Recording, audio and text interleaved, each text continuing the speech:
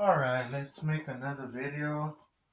I was reading Matthew chapter 23, and I would like to read to you Matthew chapter 23 without disrespecting people, without insulting them, right? So, man, this is deep. It's a lot of stuff. The whole chapter is a lot for me. I mean, but you have to read this slow so we could all understand. Um, all these things right here in chapter 23. So this is deep, man. Um, so I could try to read it for you if you like. So this chapter 23 right here says, Then Jesus spoke to the multitudes and to his disciples, saying, The scribes and the Pharisees sit in Moses' seat. What does that mean, right? Okay. Therefore, whatever they tell you to observe, that observe and do, but do not do according to their works. For they say and do not do. So this is Jesus' words, red letters, you see? So now we're on verse 4. For they bind heavy burdens hard to bear and lay them on man's shoulders, but they themselves will not move them with one of their fingers. But all their works they do to be seen by men. They make their phylacteries broad and enlarge their borders on their garments. Garments, what are garments? Is clothes. They're trying to look all, I don't know, representable or whatever. Um, they love the best places at the feast, the best seats in the synagogues, greetings in the marketplaces, and to be called by men Rabbi, Rabbi. What is Rabbi? Like teacher or some. I think that's what it means. Rabbi, teacher, teacher, teacher, or great one, or whatever. Um, so let's continue reading. It says right here, but you do not be called Rabbi, for one is your teacher, the Christ, and you are all brethren or brothers. Um, do not, in Christ we're brothers. Um, do not call anyone on earth your father. So don't call no one father, not even the Catholic priest. For one is your father, he who is in heaven. You see, this is only one. One is your father.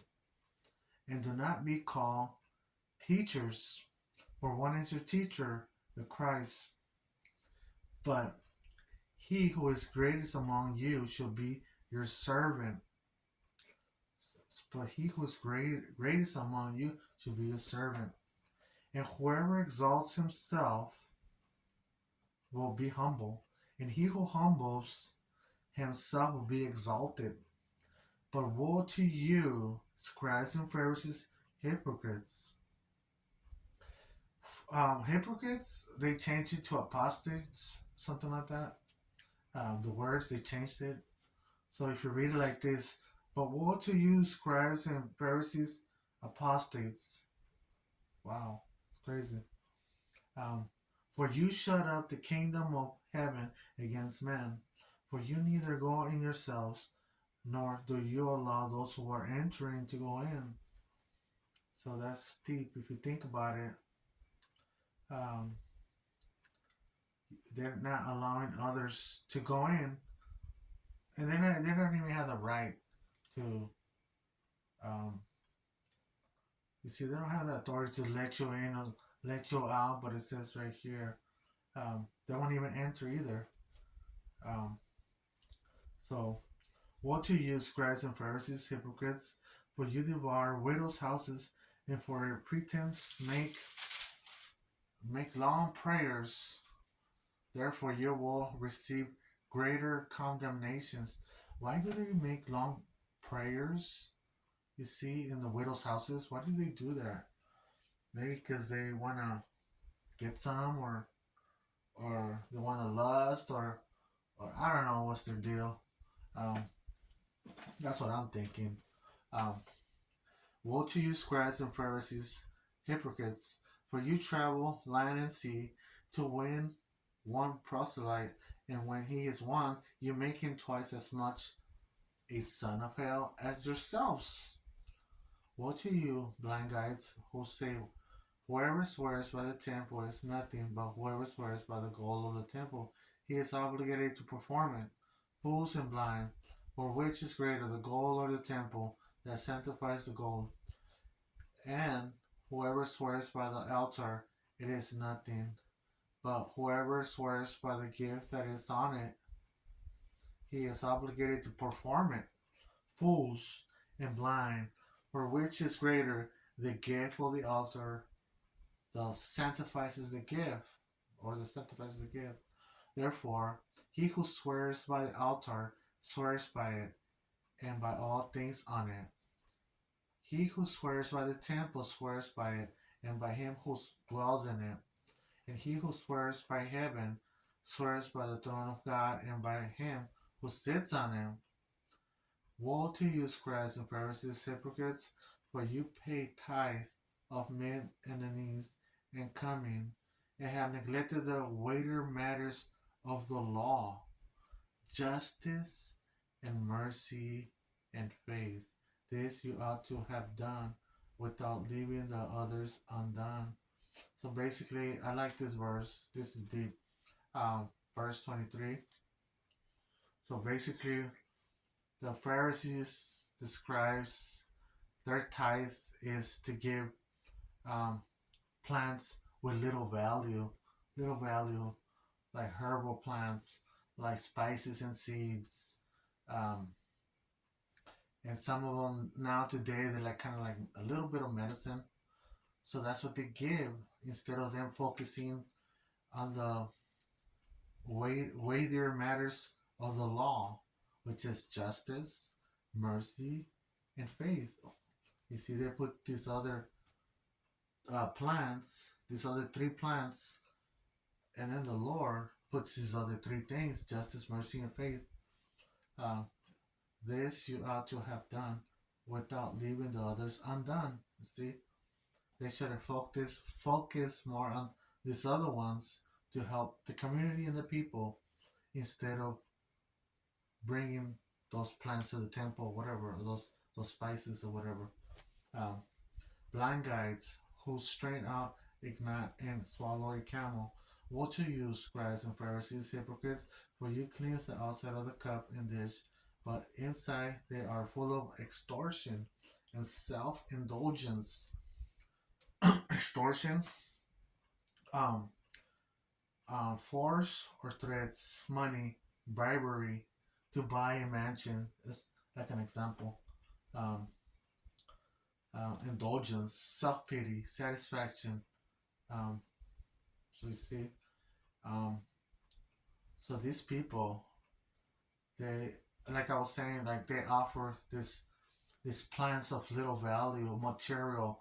They offer this little material stuff instead of the important things, justice, mercy, and faith. And so, along with that, with those three plants and extortion and indulgence, um, that was their game, but the game is over. So let's continue to verse 26. Um, Blind Pharisees, first cleanse the inside of the cup and dish, that the outside of them may be clean also. Woe to you, scribes and Pharisees, hypocrites! For you are like whitewashed tombs, which indeed appear beautiful outwardly, but inside are full of dead men's bones and no uncleanness. Um, when do we find out these things about these men that have dead men bones and uncleanness? Um, Sometimes when you oppose them, that's when you know their inside, their heart. Okay. Even so, you also outwardly appear righteous to men, but inside are full of hypocrisy and lawlessness. Woe to you, scribes and Pharisees, hypocrites, because you build the tombs of the prophets and adorn the monuments of the righteous. Tombs. I know some religious leader, um, they made like a big tomb of him, like a pyramid big tomb. I think his name was Charles Taze Russell. A lot of people know about him. Now they just removed the tomb, the monument, because they were having a lot of trouble.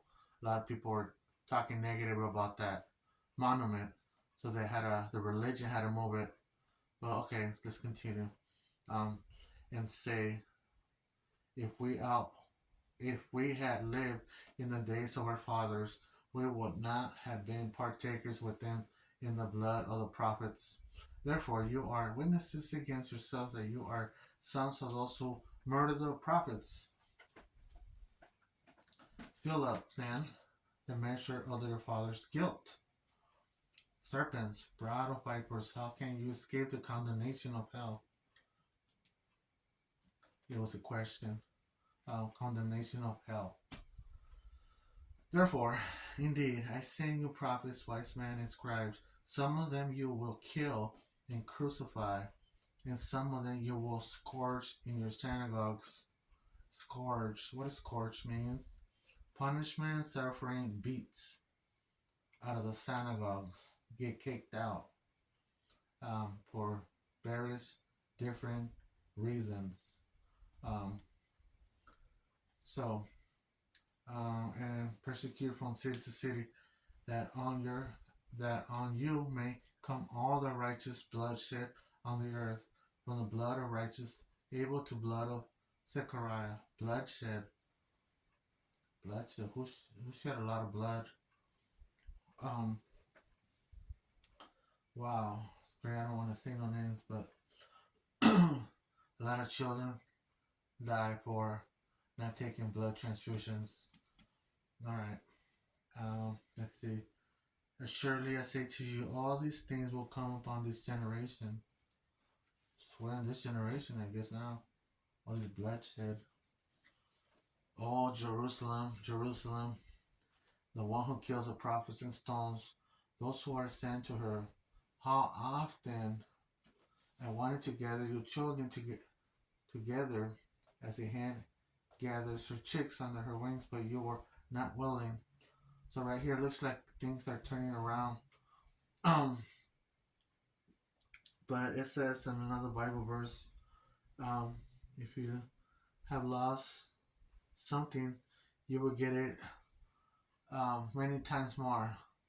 Um, whatever you lost here on earth, you will get it more. I forgot that verse, so don't trip. See, your house is left to you desolate. For I say to you, you shall see me no more till you say, blessed is he who comes in the name of the Lord. All right.